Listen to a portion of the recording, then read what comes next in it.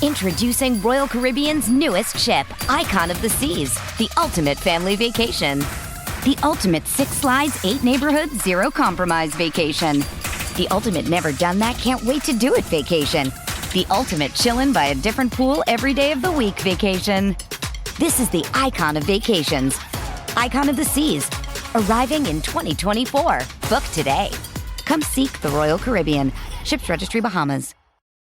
Did you know at Kroger, shopping online with pickup and delivery is the same as shopping in-store? Same low prices, same personalized deals, same rewards, with no hidden fees or markups on your same family favorites, like Honeycrisp apples and pasta sauce. The only difference is you don't have to put on shoes.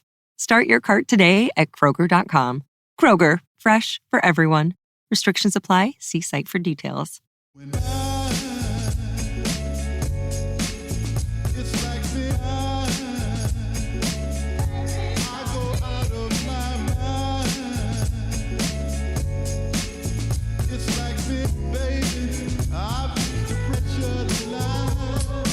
Welcome, everybody, to the Minnesota Sports Collaboration Podcast Show, where we highlight all of our Minnesota content creators, shows, and friends here on the program. Poppy, how's it going? It's going great, man. I'm excited to come together with all of our friends. You've heard them on our show, or if you're listening on their show, maybe you've heard us jump in with them. But every week, we're going to have little teasers and snippets from everybody's shows in one spot on all of our feeds so you can get a little taste. And hey, if you haven't listened to one, go check them out. Throw everyone a quick little subscribe, and let's make everyone happy. Now, Isha, what's the first one we have here for this week? We're going to throw to LockedOn Wild. Our boy Seth Topol drops daily Minnesota Wild content with a wide range of guests. Here's a quick clip of some of his recent content. I can't make a compelling argument anymore to break up the chemistry that we've seen with Matt Boldy and Kevin Fiala. Those guys just feed off of each other in a similar manner to what Kirill Kaprizov and Matt Zuccarello do. And with where things are at with the Colorado Avalanche, in order to keep pace with them, the Wild have to up the ante on offense to try to keep up with the Avs when they go toe-to-toe. If you go toe-to-toe with them in the playoffs, as we saw with the Vegas Golden Knights, you have to have more than one line that is capable of scoring and capable of doing so dynamically. The Golden Knights just keyed in on Kirill Kaprizov, and that pretty much shut the rest of the offense down. If you have the Kaprizov line rolling into the playoffs, if you have the Fiala line rolling into the playoffs, that gives this team a level of danger that makes them a real concern for their opponents. In how do you defend this team? How do you guard these guys? Who do you pick to guard? And so I think after being on the Dumba side of this argument when the season started, just with the way that that this whole thing kind of played out with Kevin Fiala going to arbitration, it just seemed to me like it was a foregone conclusion that Fiala was going to be gone. And he could very well have been until Matt Boldy got the call to come up and to play on that line with Kevin Fiala, because once that combo happened, everything flipped. Everything changed. And so, LockedOn Wild pains us to do so.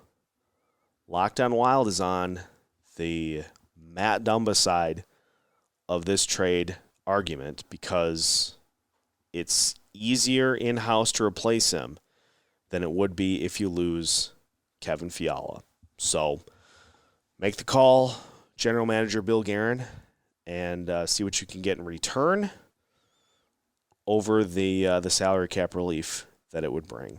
Again, if you like what you heard, you can follow all of Seth's great content by searching LockedOn Wild wherever you get your podcasts, or checking him out on social at LockedOn Wild.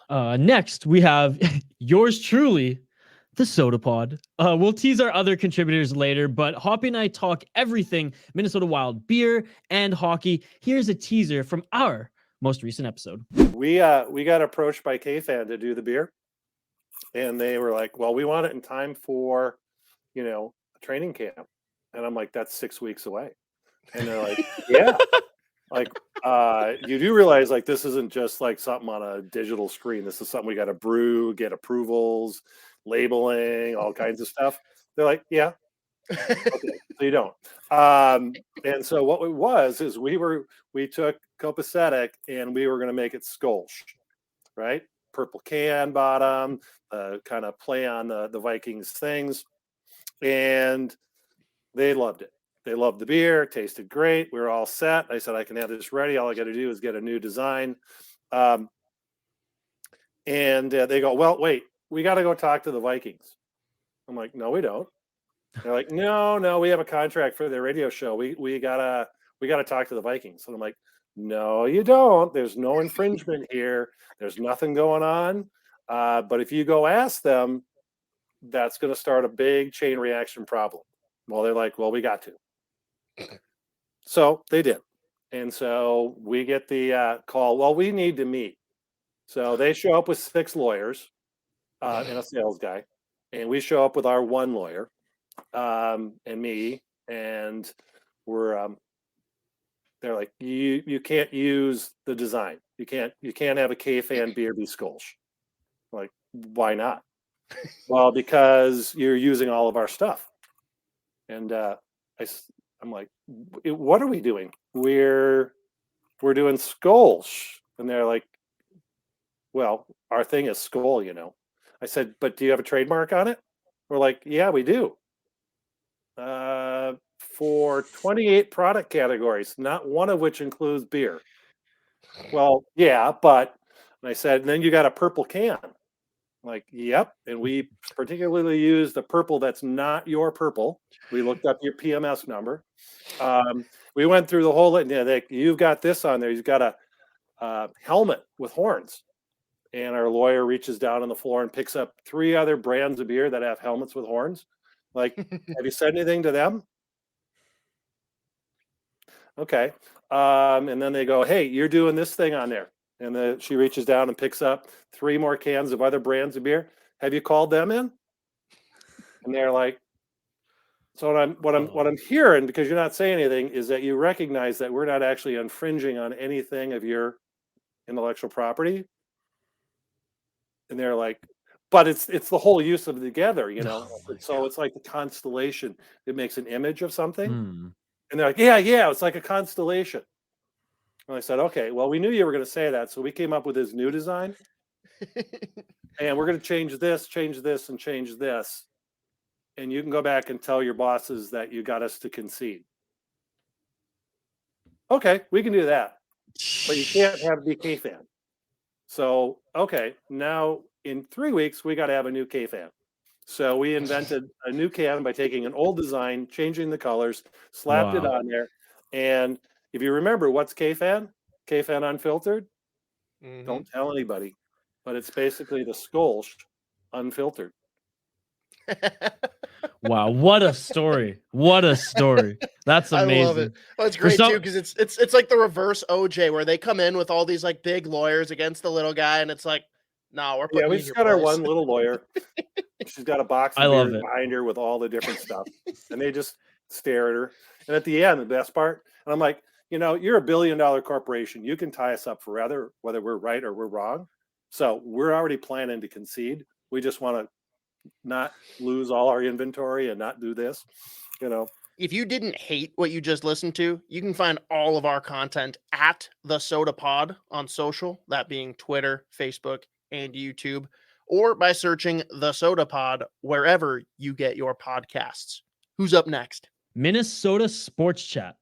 Those new to Ross or Minnesota Sports Chat, you get anything from a unique spin on Minnesota sports to the Rex of a frozen pizza connoisseur.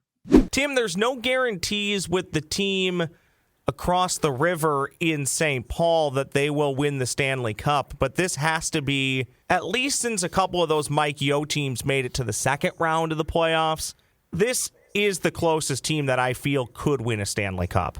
No doubt. I mean, I have to go back to, the North Stars made 2 runs for the Cup, and both times they were so unlikely that it was very fun to watch. They just caught lightning in a bottle, almost like the way the Montreal Canadiens did last spring. And all of a sudden they were in, the finals, and you were like, how did that happen? But a whole generation of people have grown up in this market, and they know nothing about playoff hockey and making a Stanley Cup run. And this year it's going to be even later because they had originally delayed because of the Olympics, and they've set the schedule back further. So, I mean, they could be playing till like almost the 4th of July. But they're capable of it. Right now, the way this team looks, and if you would have told me this 2 years ago, I couldn't even have fathomed a path to where they would be where they are right now. But to see that they go 4 lines, they really go 4 lines deep, and 3 solid sets of defensemen with Kakinen playing the way he has recently, 2 very, very solid, if unspectacular, goaltenders. And the coolest thing about this is, Ross, is the spectacular goaltender. They drafted him last spring, and he is bleeping outstanding.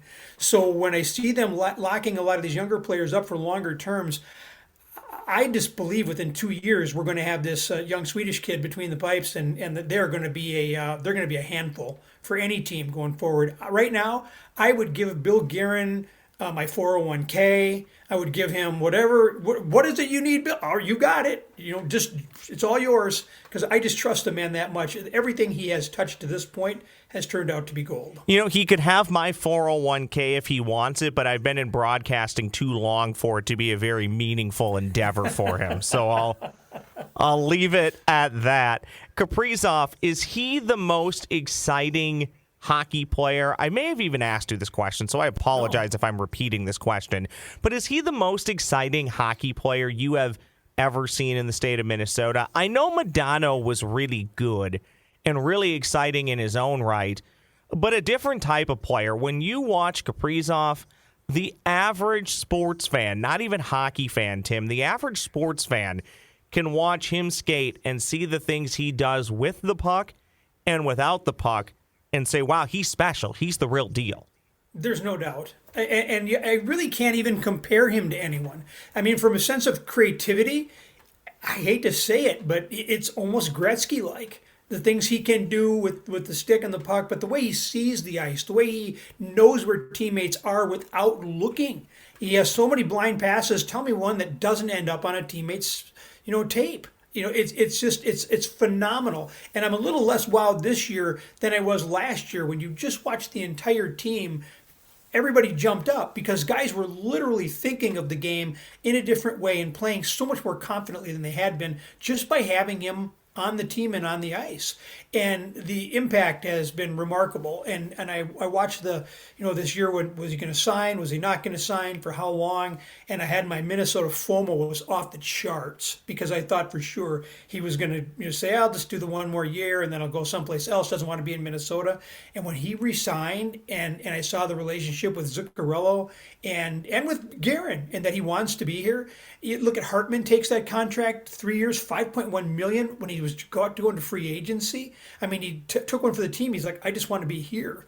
Just this week, we saw the Big Rig signed a 3-year contract extension, Jordan Greenway, very team-friendly. You're watching guys wedging their contracts in under the thing so they can all be part of this because they all believe this thing is not a one-hit wonder. This is a team that's building itself up for a sustained run of success. You can find this beauty on social at Brendel Ross. That's BRENDEL Ross. And his podcast by searching Minnesota Sports Chat on Apple Podcasts and Spotify. Who's up?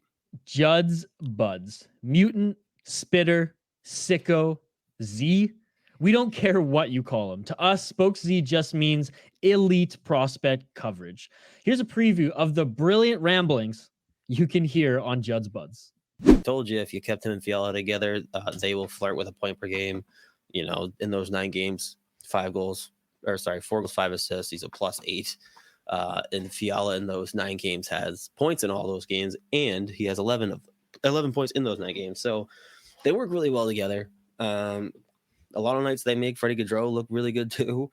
I still wonder what it would look like if they made a big trade for a second line center. Who would that be? I'm not really sure.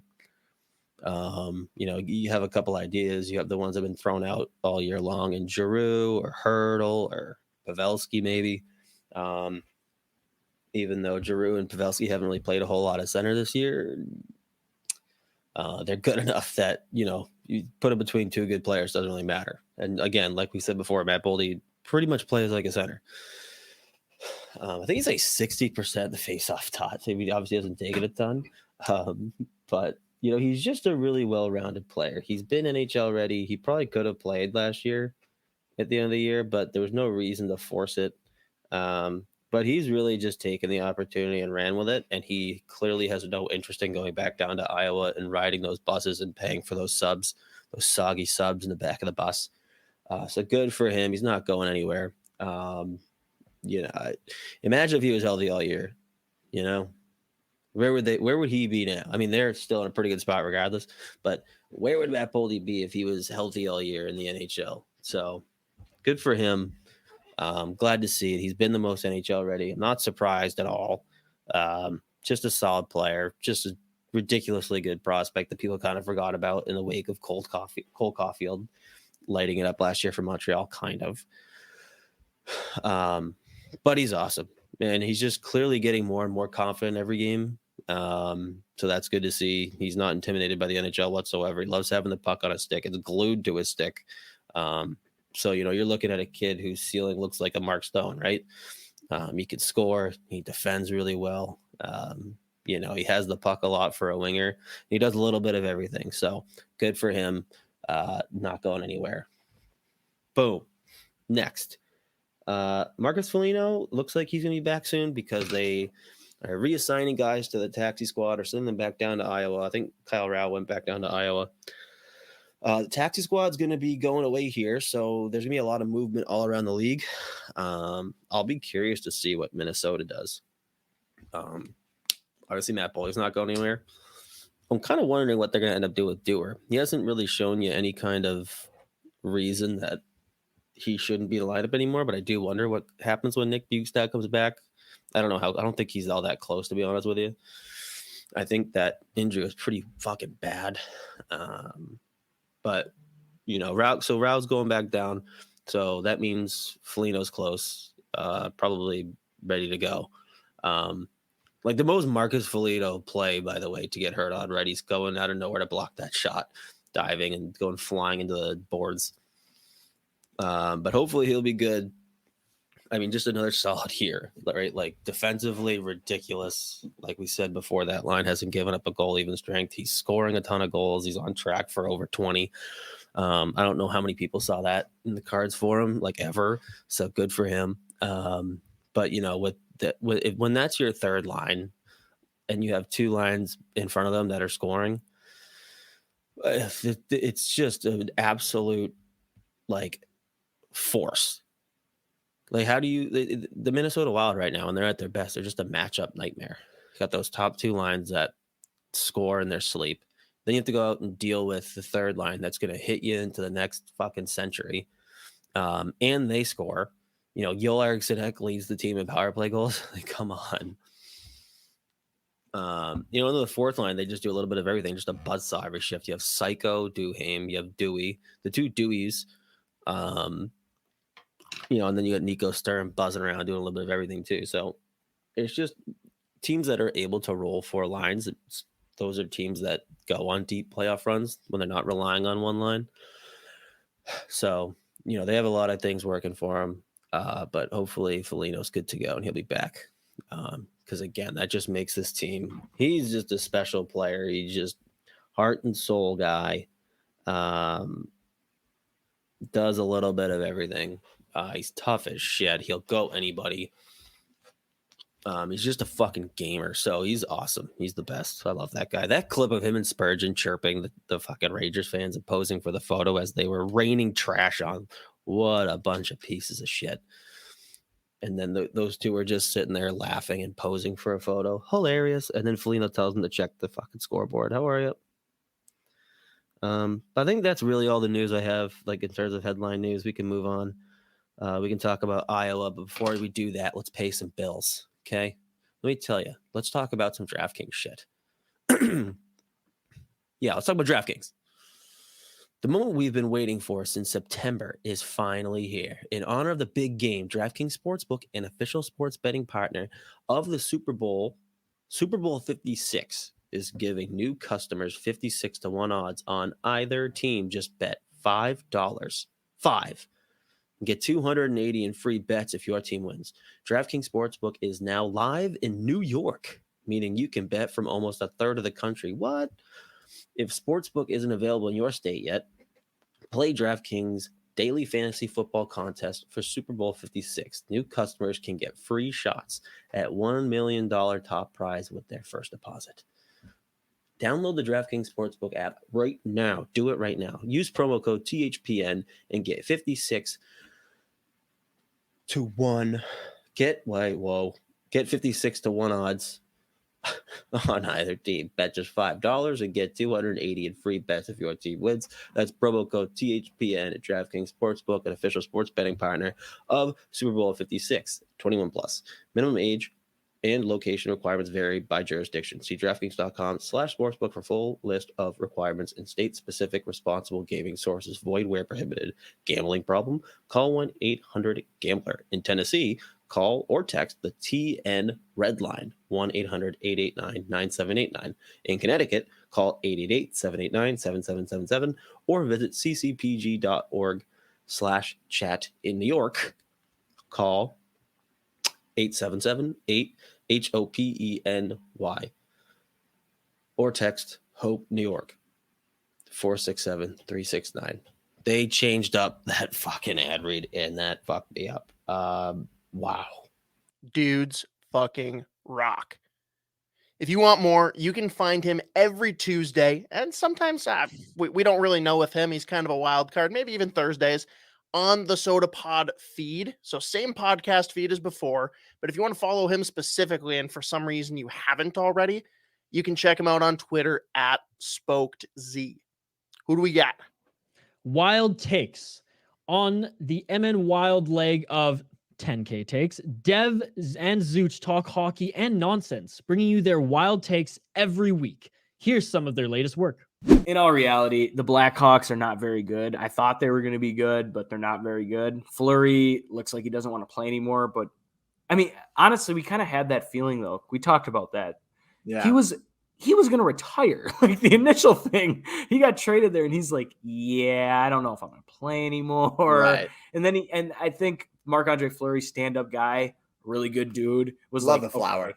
Right. And he was like, okay, I can't just retire. They traded me here. I got to play at least a year for him, you know? Like, they can't just trade for me and I'm going to retire. You know, he's a stand-up guy. He had to play a year for him, but I don't think he's, you know, as and good I think as he we was all for Vegas, but I think the people in front of him aren't as good either. So, no, I agree. I mean, that kind of has a step to that. Exactly. I think that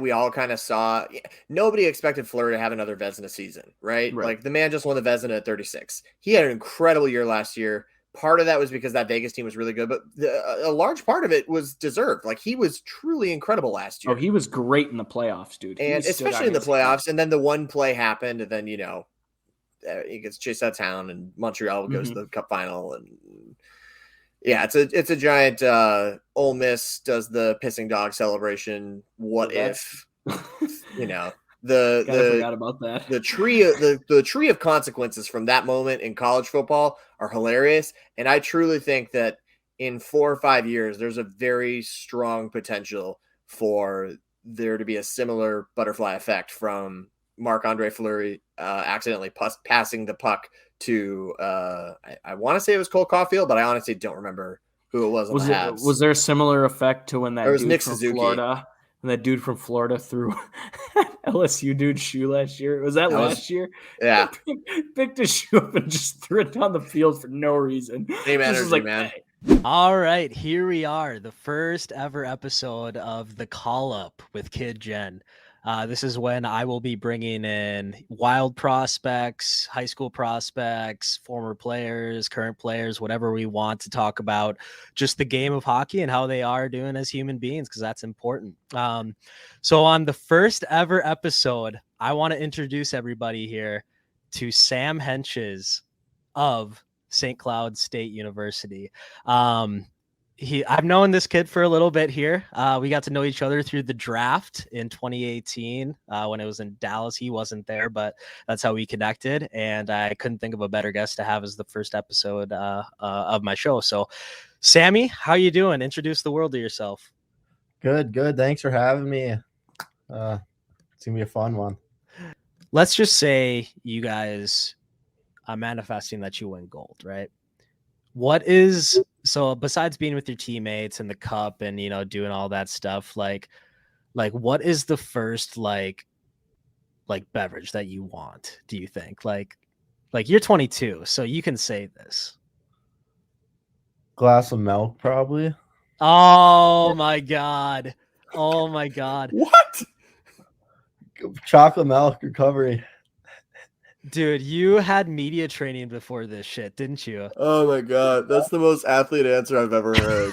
Chocolate fucking milk. No, it wasn't even chocolate milk. Like chocolate protein too. I said milk the first time, but are you hanging out with Zach Parise? Is he training you? No, why? He was a sponsor for milk, I'm pretty sure. He sure was. That's a straight out of the Parise playbook right there. Yeah. Chocolate milk. Fairlife. Oh my Look God! at this fucking guy. This guy's got a jug of Fairlife is the best though. I'm lactose intolerant, so I love a good Fairlife every once in a while. Figured you'd be lactose intolerant. You fucking ass. But yeah, I know you're still in the same spot there. You got your nice little mini fridge there, so that's good to see. That's good to see that you're still doing the same thing. I got the television that I think I've turned on 3 times this whole year. Dude, that's in the same spot it was in. No, it was up. It used to be up there, but I can like flip it around. Oh my God, you're living. Can you give us a little tour? Got the. I've always said there's nothing more understandable than a backwards virtual tour. Oh, hell yeah. You're all probably already following 10K Takes at 10K_takes if you're not. But go follow their hockey dedicated feed at Wild Takes 10K. And of course, search Wild Takes wherever you get your podcasts. Who do we got? MNCAA, hosted by Nick Maxon. You get your weekly dose of Minnesota's college puck. Here's a look at what you can expect for all 6 Division I programs. The difficult weekend. I mean, there's no way to sugarcoat it. I mean, we talked about it on our show quite a bit. Also a pleasure to be in this week as always. But yeah, it's difficult because not to say that obviously an easy win is an easy win, right, for the Huskies. But the thing that's difficult is you like to see the game be at least somewhat close. You like to feel like all the teams have some semblance of being in the NCHC. Hasn't been many times in history where teams have looked like they didn't belong on an ice sheet with another NCHC team over the course of a weekend. Everybody has bad nights, but yeah, not pretty for the Red Hawks. And, I mean, wishing them the best of luck. Hopefully they can rebound a little bit. They obviously have a tough schedule as always. But if you're a Huskies fan, a lot of good things to take from it. A lot of good things. We'll touch on those here in just a moment here, Noah. But, kind of ironic too, in the same sense that for St. Cloud, it gets tough, right? They start this weekend with North Dakota. We'll obviously touch on that, and then it doesn't get any easier from there. Denver, and then you slot in 2, well, albeit 2, spaced apart, singular home games on Tuesday, February 8th, and the next one I believe was the 23rd. You might have to double check my math on that, but then in between that, also the University of Denver and Western Michigan. So it's a very tough stretch here for St. Cloud coming up as we get close to tournament time, and that's both conference as well as the NCAA tournament. But first, let's recap Friday and Saturday against Miami here.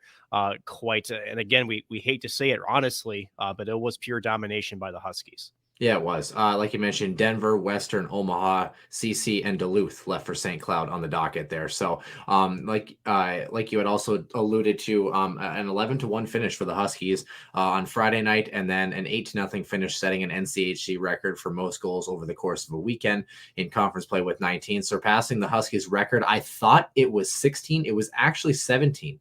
It was actually a series back in 1994 in the Division I era against Air Force. So, apologies to those who asked on the Twitter question on our piece, but yeah, the Huskies. I mean, what more can you ask for? Some of the really cool stat lines that kind of came out of this weekend. St. Cloud State, in terms of goals and assists per players, combining for 42 points this weekend. Average. Unbelievable. An 8-point weekend from Nick Perbix, including a record-setting game for him on Friday. Most assists in a game, most points by a defenseman. 5 assists, and 6 points on that night there. 13 Huskies had at least one multi-point game this weekend. And St. Cloud State, talk about special teams a little bit too. They were 7 for 13 on special teams. When I say that, they went 4 for 5 on the power play, and they scored 3 shorthanded goals on 8 penalty kills and were perfect on the kill. I mean, incredible. It doesn't matter if you beat a team that bad. Those are still pretty incredible numbers, and we've seen it all year from this Huskies team. They have one of the best penalty kills in the nation. Their power play is, it's producing at an unbelievable pace. It definitely carried them through. They didn't have a strong opponent, but they didn't change the way that they played their game, and I think that's the thing that's the most encouraging. Just like Juddz Budz, you can find all MNCAA episodes on the Sota Pod feed, with episodes dropping every Friday. Go follow the dedicated college hockey feed on Twitter at MN_NCAA. MNCAA was taken by some douchebag with 0 followers that won't reply to Isha with our very lucrative USD cash offer. Now, Isha, who's the last show that we want to promote here this week? Brave the Wild. Joey has been in the Minnesota Wild podcast game since 2008. Here's a clip from the chiseled veteran. And that Ryan Hartman almost had a hat trick. He had multiple opportunities with a couple of goals. He just continues to be absolutely wonderful. The whole Dave Gagne comparison, like I brought up last week, thanks to Judd Zolgad, he just keeps getting better and better out there. Yeah, he's like the Dave Gagne for this Wild team compared to the Dave Gagne with the North Stars in the late 80s, early 90s, the greatest video game era of all time, and in a lot of things. That was a great era for a lot of things. But late 80s, early 90s, Dave Gagne coming to the North Stars, looking like a failed first-round pick with the New York Rangers, comes to Minnesota and, well, has a hell of a career. Obviously ends up playing on other teams as well, but still for a while there with the North Stars and a Stanley Cup run and all that. Hartman, hopefully we go on a cup run, but actually win it this time. And this team, I think, has the pieces to possibly do that. It's no guarantee, but you certainly have the locker room togetherness. And, Dean Evison continues to bring it up every show. And it's like, part of it's like, yeah, we finally got rid of those guys, those locker room lawyers. You know who they are. And it isn't just 2 guys. It's probably about 3 or 4 or 5 of them. They're finally all gone. I mean, it's over. Thank you, Lord, in a lot of ways. But multiple goals for Ryan Hartman. He's on pace for like 39. He's still there. He's still hanging around. Late January, it's looking less and less like a fluke and more like he's improved. He's looking like a first-round pick now. Legitimate. Rem Pitlick would score the other. Is anybody surprised? No, not really. But 8-2. And this kind of gives me old memories of an 8-0 loss in Montreal with the Minnesota North Stars. 8-0 loss to a pretty good Montreal Canadiens team that went on to win the Stanley Cup 92-93 in our final season in Minnesota, the Minnesota North Stars. That team's final season, unfortunately, thanks to your great friend Norm Greed with a you have to throw in the D instead of the N. Norm Greed took the team to Dallas, Texas to make a quick profit, sell them, and adios amigo. It's like, really, dude? Really? It doesn't get much worse than that. Like, that's, He treated the team like a little commodity, a little commodity. I'm going to buy a little gold here. Little gold, up, it went up, okay, sell, buy. That's basically how he treated the North Stars. Thanks, Norm. Thanks, buddy. He literally bought the team for that purpose. How did I get into that? Get your questions in every week by following at Brave the Wild, and listen by searching Brave the Wild, Minnesota Wild Podcast. All right. Thanks to everybody tuning in on Google, Spotify, Apple Podcasts. I mean, wherever you get your podcasts from, the best thing you can do for us or any of the content that you heard in this podcast episode, you can go on iTunes and Apple Podcasts, give us and give them 5 stars and a kind review. It goes such a long way. You're already supporting us by listening to this episode, so you might as well go and review us as well. If you're jonesing for more hockey content, go listen through our website, thehockeypodcastnetwork.com. And on your app, please download the episode before you listen, as it just helps all of our business. You can follow myself at VI Sports Talk. You can follow Hoppy at State of Hoppy. And of course, you can find the Sota Pod on all platforms at the Sota Pod. Signing off, I'm Misha Dromi alongside the State of Hoppy. This has been the Sota Pod, presented by the Hockey Podcast Network. We good, buddy? We good. Don't fear, just drink some beer and stay wild.